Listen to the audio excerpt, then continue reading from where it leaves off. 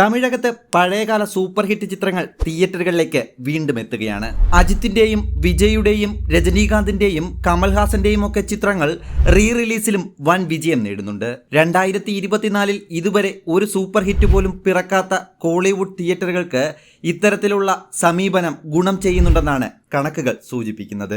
ദളപതി വിജയ് നായകനായ ഗില്ലി റീമാസ്റ്റർ ചെയ്ത് തിയേറ്ററുകളിലേക്ക് എത്തുകയാണ്. വിജയുടെ എക്കാലത്തെയും മികച്ച ഹിറ്റ് ചിത്രമായ ഗില്ലിക്ക് റീ റിലീസിൽ വൻ വരവേൽപ്പാണ് ഇപ്പോൾ ലഭിക്കുന്നത്.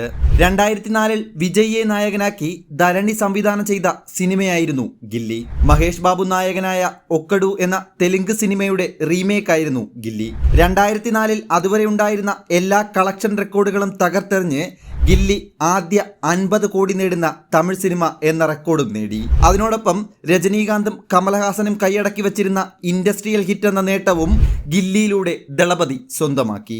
തന്റെ സ്റ്റാർഡം ദളപതി വിജയ് തമിഴ് സിനിമയിൽ ഉറപ്പിച്ചതും ഗില്ലി എന്ന ഈ സിനിമയിലൂടെയാണ്. വിജയെ കൂടാതെ തൃഷ, ആശിഷ് വിദ്യാർത്ഥി, പ്രകാശ് രാജ് എന്നിവരും ചിത്രത്തിലെ പ്രധാന കഥാപാത്രങ്ങളാണ്. പ്രകാശ് രാജിന്റെ കരിയറിലെ തന്നെ ഏറ്റവും മികച്ച വില്ലൻ വേഷമായിരുന്നു ഗില്ലിയിലെ മുത്തുപ്പാണ്ടി. തെലുങ്ക്, തമിഴ്, കന്നഡ വേർഷനുകളിൽ നായകനും നായികയും മാറിയെങ്കിലും വില്ലനായി പ്രകാശ് രാജ് തന്നെ നിലനിന്നു.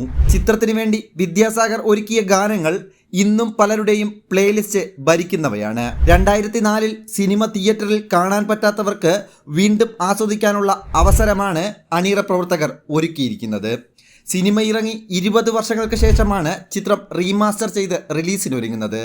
വിജയ് ആരാധകർ വലിയ ആവേശത്തോടെയാണ് ഗില്ലിയെ രണ്ടാമതും വരവേൽക്കാൻ ഒരുങ്ങുന്നത്.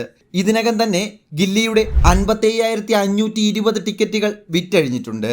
ഇന്നലെ വരെയുള്ള ബുക്ക് മൈ ഷോയിലെ ടിക്കറ്റ് വിൽപ്പനയുടെ കണക്കുകളാണ് ഇപ്പോൾ പുറത്തുവിട്ടിരിക്കുന്നത്. തമിഴിലെ തിയേറ്ററുകൾ വീണ്ടും സജീവമാവുകയാണ്.